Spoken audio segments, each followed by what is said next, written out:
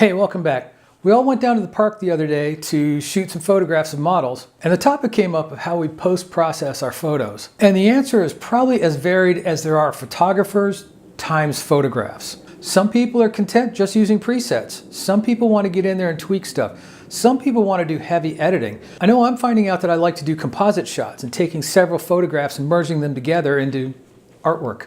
But for a while I struggled to figure out what my style was. And it dawned on me, because I keep editing the same way, that really this is my style. This is what I like to do. And it may grow and morph over time, but this is kind of where I am.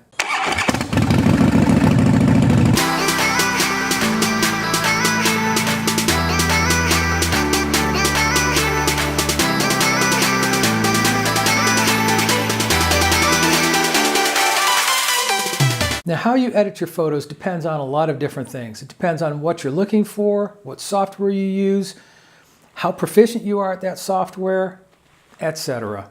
So again, I'm not saying this is the right way to do all of these things, but this is what works for me right now, and maybe it'll give you some ideas on how you want to edit your own photos. My guess is that you'll probably come up with better ways to do it, but this is mine. Okay, we're going to look at a photo that isn't exceptional, but the whole point is to show you my workflow and what I use to edit. There's probably countless different ways to edit photographs, so I'm not saying this is the best. I'm just showing off that this is generally what I use, and I'll talk you through it.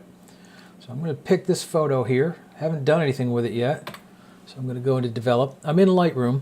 I like Lightroom because it manages my catalog, and it's easy for me to tag photographs and to find them and to move around, and I really like that. I'll show you later. I also do some light adjustment in it, but for the most part it's mostly my catalog.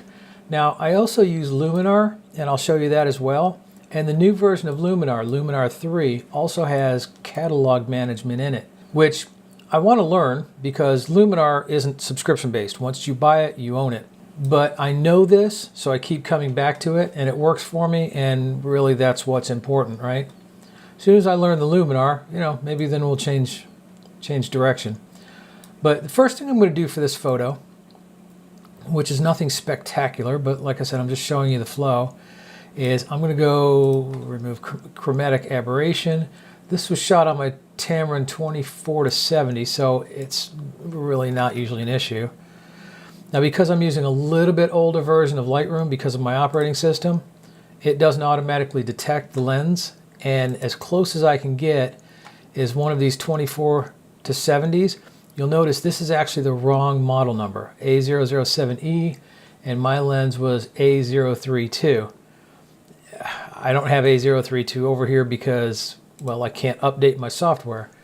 The new version of Lightroom requires you to have a newer version of OS X than I do. Now, don't let this dissuade you. It's really the same thing regardless of the software, the operating system that you're using. And actually, I edit both on Mac and on Windows. And one of the things I really like about a lot of these programs is they're cross-platform. So if I can edit here, I don't have to learn anything new to go to Windows and edit there. So that's really convenient. So I'm going to set my lens. I'm going to come down here, and because I can see this is kind of crooked, I'm going to try and hit auto and see if that straightens it up at all, and it did. And that'll basically stretch it out where it needs to be stretched out a little bit, straighten up the photo, and try and account for things like camera tilt and that kind of thing. And it's actually not too bad. Now, you can see this top ledge is still a little crooked. That may be perspective. What really throws me is this line here, this vertical line. That's still not completely vertical. So what you can do is come in here to your crop tool and select the angle. And I am just going to mark that line and hold it down and drag. And that should straighten it out perfectly. And actually, I could have done that to begin with. So, all right, I'm going to select that, and that is perfect. All right, now here's the part. I use a bunch of plugins to edit. I don't really edit much in Lightroom, and I'll show you what I do later, but I use a bunch of plugins. Now, if I edit this with a plugin right now and tell it to make a copy, it's going to make a copy for that plugin. If I want to use another plugin and make another copy, so these stack up. What I usually do is I'll go in and edit it in Photoshop. And I know there are purists who just want to edit in one program, and if you know what you're doing, that's all you need. And that's probably true, but I'm not afraid to admit that I don't really know what I'm doing with everything. So I just want to get the job done and get a photograph that I'm going to be happy with. So I'll bring it into, let me shrink that one down just so we're not confusing anything. So I'll bring it into Photoshop, and now what I can do is use the plugins within here. So first thing I'm going to do is hit Command J, which is going to make a duplicate, or Control J in Windows. So I'm not working with that base layer. And I'll do that continually throughout the process so that I can always step back to the previous version if I want to. So I've got this layer here. What I'm going to do is come up to Filter and High Pass. And I'm going to make a little high pass filter out of this. And I usually go 2.5 to 3.0 depending on the photo. And you can see the lines starting to come out on the edges. And of course, there's a whole science behind this, but I really don't care. I mean, I probably should. It would probably help me do it better, but I get the job done. So now I'm going to do a mask. And I'm going to hit Command I to invert the mask. So this isn't a Photoshop tutorial, so I'm not going to go into it in detail, but I'm going to mask. I'm going to expand that out a little bit. My edges are soft. And I'm just going to paint in this car. Definitely going to get this guy's face. And come down here, make sure I get that tire. I'm not going to worry too much about the ground because you're not really going to notice it. At least I don't think you're going to notice it.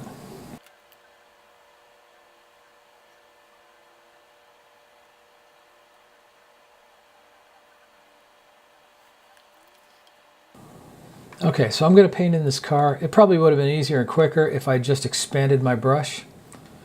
But here we are. Now I'm going to come up and take this layer and change it to overlay. And that is really going to sharpen up those edges. Okay, so there's the car.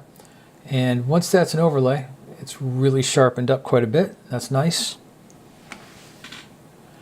And what I'm going to do is make a new layer here. And I'm going to copy everything I have right now up to that layer. Now there's a couple of things I want to get rid of in this picture because, well, they're just kind of distracting to me. I mean, I'd like to get rid of all these people in the background, but I'm sure you could get rid of those people. I just don't really have the time, or it's not that important to me. But I do want to get rid of these. So what I'm going to do is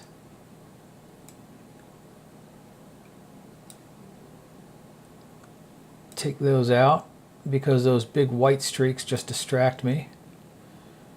And while I'm here, I'm going to take this little smudgy right here out.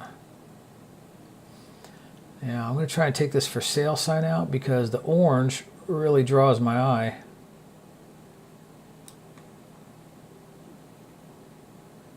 Alright, that didn't work too bad. Not too bad. I'm going to take a little bit of this, it might be lighter, just kind of stamp it in there. Alright, yeah, okay, that's better. So I got rid of a couple of those elements that just kind of distract me. I mean, you can spend a lot of time cleaning up a photo, but I just wanted to get the stuff out that just really drew my eye. Alright, so now that I've got that, I'm actually going to make another layer, a copy of that layer, and now the fun begins. Now, a lot of the editing I do is in Luminar, and I didn't like it at first, but then when I started editing with it, for one thing I found it easy, and for another thing I found that it would allow me to do things that I wouldn't necessarily do in Lightroom or Photoshop, just because it's a little bit more difficult to tweak the image and really see the results you get. But let me show you Luminar, and this is the new one. This is Luminar 3. Now I can always go in and select, there are a ton of presets, and occasionally I'll use those, but generally not. You can change that look up to be flatter, more Instagram-y, if you will. And you can set how much of that effect you use. But I like to just do my own. Now you can set up workspaces.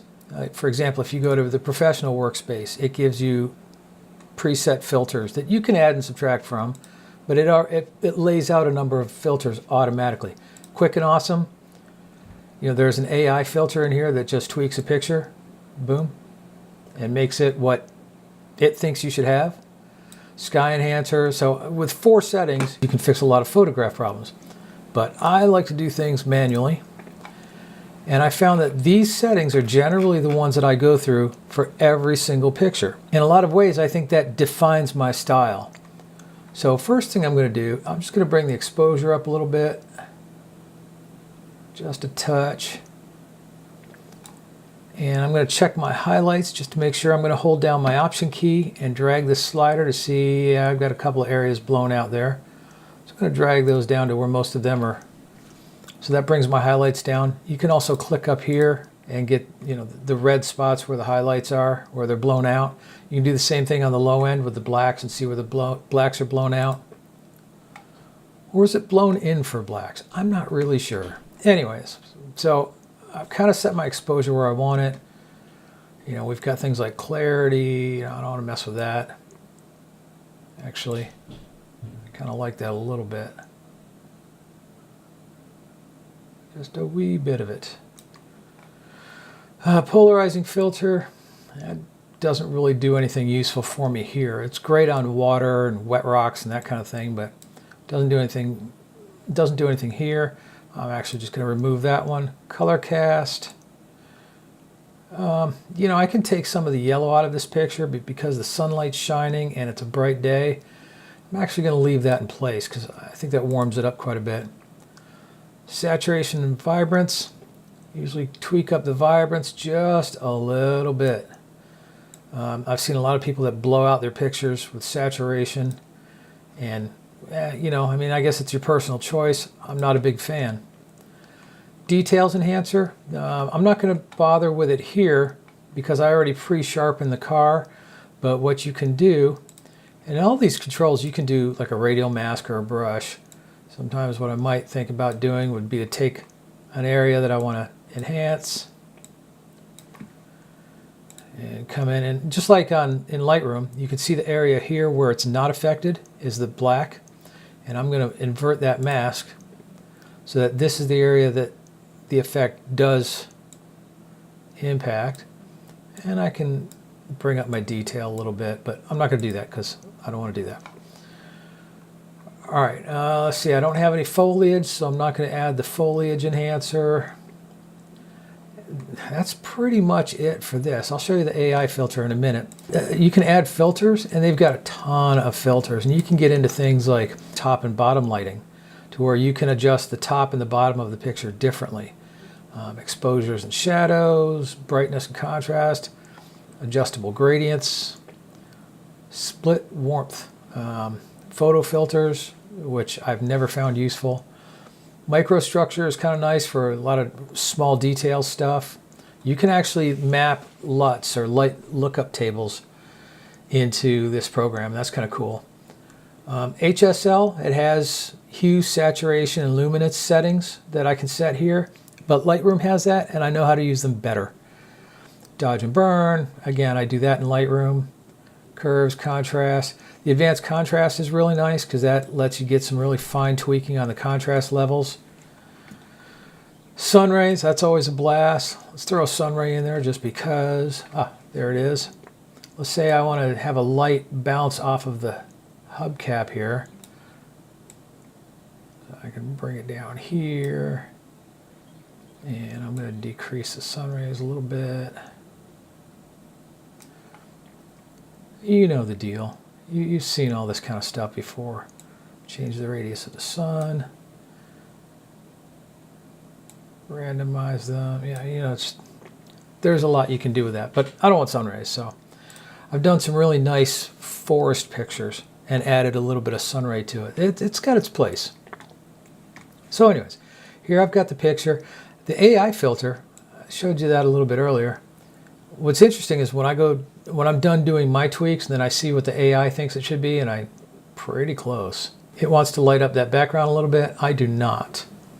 So I'm not going to use the AI filter. I could do vignette here, and I really like the vignette here. I think it looks, it's got a nice look to it. It's a nice smooth vignette, and it's got the inner light thing, which is kind of nice to do highlights. But again, I'm not going to do it here. I'm going to do that back in Lightroom because I like using that better. So that's my picture right now. I edited out that stuff, boosted up the color a little bit, just tweaked it here and there, and I'm going to apply. And it's going to crunch down the picture and save it back to Photoshop for me. And you can do layers and everything else in Luminar too. So I mean, it's pretty advanced. I just don't use most of it because I have my workflow, you know. So let's shut this off and shut this off, and we can compare the two pictures. There's the original, and there's the one I've got now. A little bit brighter, a little bit crisper, and I like that. I like that a lot. And you can get really dramatic with it as far as, you know, the tweaks you want to make. If I'd done more dramatic tweaks, obviously the picture would look different. So I'm going to make another copy. And now I generally go after noise reduction. I've got the old Nik collection because the recent version of the DxO software that was the Nik collection won't run on my older OS. So again, I'm kind of hamstrung there, but this still works really well. I'm going to use Define 2. And it'll go in and analyze what's there and try and do its best guess for noise reduction. And it's usually pretty good. And if you want to add other areas to smooth out, you can take it off automatic and draw out these boxes manually for it to examine. But if we look here down in the lower right hand corner, let me find a good spot. There's a good spot. You can see how much, I can't move the mouse to show you, but you can see how much noise it's taking out of that green and everything else. So that's pretty good. Now, the problem with Define and any noise reduction is that you tend to muddy up the picture a little bit. It tends to make it a little bit soft. For example, let's see if I can find a good spot to show you.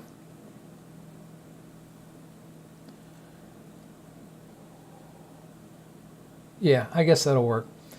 If you look at the fins down in that lower right hand side, if you look at the dark lines on the fins, they're pretty crisp there, but when they go through the noise reduction, they start to get a little soft. So what I will do, let's see if that's a good example. No.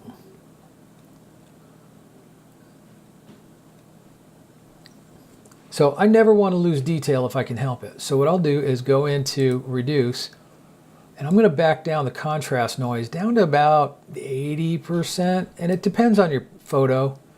You know, if your photo is noisier anyways, you know, you're going to have these up a little bit higher, and you're just going to get a little bit softer photo.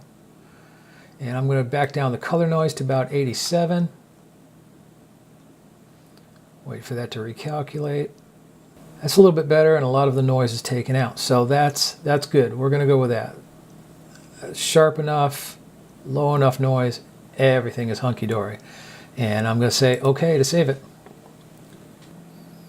All right, now the last thing we can do here in Photoshop, and I'm not going to make another copy of the layer, although you might be wise, but I've done this enough times. I like to check the curves and what Photoshop seems to think my light curve should look like.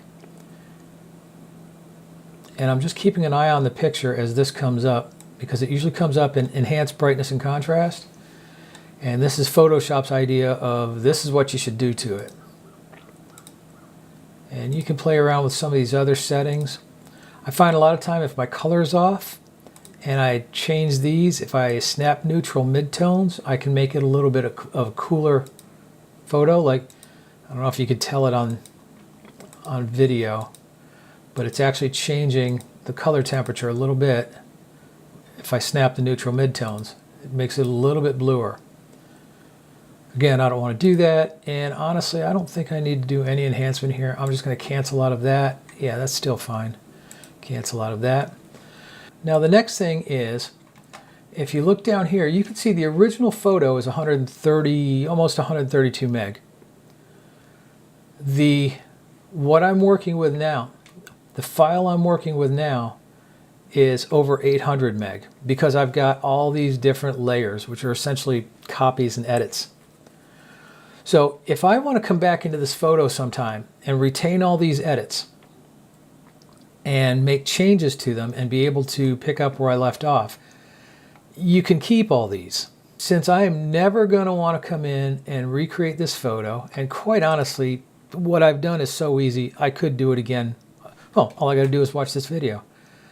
But I could do it again pretty easily. I'm going to flatten the image. Now, once you do this, your edits are flattened down into one layer. So make sure you know what you're doing. I'm going to flatten the image. And this has a couple of hidden layers that I just unchecked. I'm going to tell it, yeah, go ahead and throw those away. The only one that really matters at this point is the top image anyways, because that's the one I've been editing on. Now, obviously in Photoshop, you can have multiple layers doing different things to a picture, and that comes in handy more often than not. But in this case, I'm just using them as placeholders for bookmarks to go back to. So there's my photo. I could close or save, but I'm gonna go ahead and exit out of Photoshop. Do you want to save the changes? Yes, I do.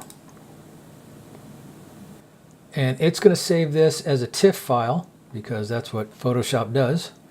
So there's my original with the lens corrections. There's my new one. You know, there's really not a lot of difference. It's a little bit crisper, a little bit brighter, which is good. That looks more natural to me. I don't want to make it look so weird that it looks like it's heavily edited. But we're not done. Once I get my final photo, that's when I like to add things like vignetting.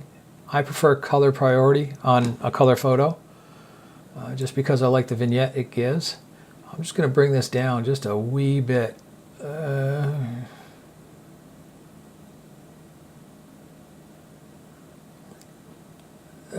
and 12 is almost too much. 8 doesn't seem like enough. I'm going to leave it at 9. And it's just enough to bring these corners and edges in just a touch. Just a touch. Now if I want to bring up this car a little bit, I can do this kind of thing and draw a circle. This is set to lighten, and I can highlight, put a little bit of a curve to that to fairly match the car. Back that down just a wee bit.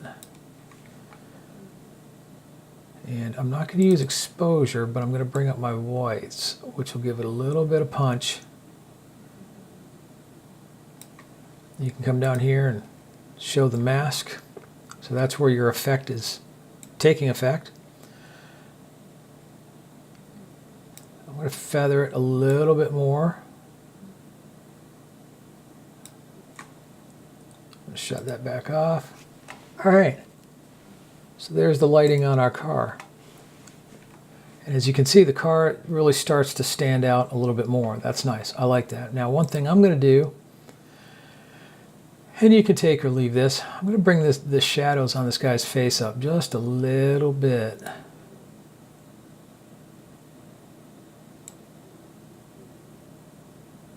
I still want his face to be in the shadow, but not completely buried by it. So just a wee bit. Now you can do things like, maybe you really want to draw your eye into this car more. So I'm going to paint in here, darken, nice big brush, and I'm just going to hit those background areas and just darken them up a bit. You don't have to be real exact, just a bit. So this is almost taking on a stronger vignette, so I'm actually going to back that down a little bit because I just want to darken them up a bit. All right, cool. Another thing I'm going to do is I'm going to add another, I'm going to go in and do a little bit more painting, and what I'm going to do is lighten a lot of the chrome in the headlights because I just want them to pop a little bit. People are going to see this and be like, Chris, you don't actually take any good pictures, do you? You do it all in Photoshop and Lightroom. Well, you know, sometimes. Sometimes. So I'm going to do that. I'm going to turn on, oh, it is already on, auto mask. I need to check to make sure. Yeah, when I'm doing the chrome, I don't want auto mask on because, just personally, I want it to hit the whole thing. Sometimes when you do auto mask, you'll get areas where it doesn't mask because it sees, like right here, it sees the difference between the darker spot of the fender and the lighter chrome of the fender. And again, sometimes that may be fine, but it's not what I want to do right now. Oh, messed that one up. Okay, I'm going to hit Alt or Option and unpaint that.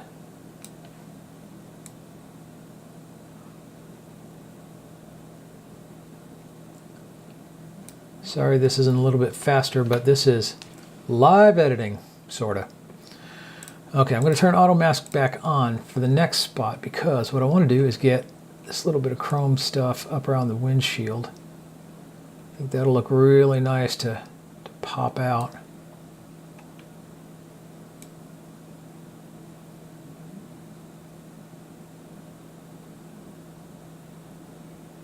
Yeah, completely missed that one. Good job. You know, that's the thing. Don't be afraid to mess up, because it's all a learning curve.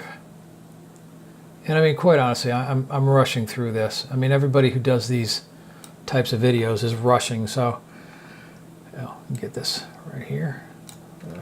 Largen that up a little bit. Take your auto mask off because it's making me crazy. Largen that up. There we go. This little booger right here. Pardon my French. I said booger. Okay, now let's shut the mask overlay off just to see what that gives us. Yeah, I like that. I like that. So those are the changes I made with those brushes. You can see the background darken up, and you can see all the chrome lighten up a little bit.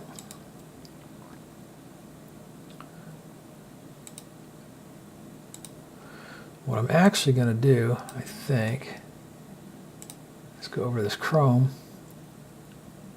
drop the exposure a little bit, and bring up the whites, which should make it a little bit punchier bright. All right, I like it. So that's the photo right there. So that's my process for color photos most of the time. And I mean, every photo is a little bit different. Honestly, sometimes I'll get into Luminar and see a preset that I like, and that's where it stops, just because it works for that picture. I know it's terrible if you're trying to build a style, but sometimes I just like what I like. But I think generally this is kind of my editing style, and it's evolving like everything else. But those are the steps I go through. There's the old one. There's the new. I think it makes the car pop a whole lot better. You could absolutely go back in. Actually, now that I'm looking at it, it'd be pretty easy to edit those people out if you get pretty good at masking in Photoshop. I do all my heavy lifting, like masking and replacing backgrounds. That's a Photoshop thing. Just because it's so easy and so good. The color stuff and some of the artistic tweaks, I tend to do those in Luminar, and then the finishing touches I'll do in Lightroom. So that's it. On the next video, I'll take you through a black and white edit, because I've got some steps that I like to do in that too. And it's similar to this, but I'll take you through one of those too. Hopefully this was helpful. There's a billion different ways to do this, but this might give you some ideas and some direction and just show you what can be done. So I hope that was somewhat helpful, gave you an idea of some of my thought processes. I'm going to go back and do another one that's black and white, and we'll have a video on that as well. So that'll give you a completely different look. I like some black and white. If you thought the video was useful, give it a like, maybe share it amongst your friends if you're at a party and don't have alcohol. Subscribe to the channel if you're interested, and I will see you next time. Thanks. Oh, one other thing. So this wasn't by any means a sales video, but I am a Luminar affiliate. So if you want to check it out, click on the link below, and I don't know, I get some sort of credit or a Christmas card or something. I don't know. you.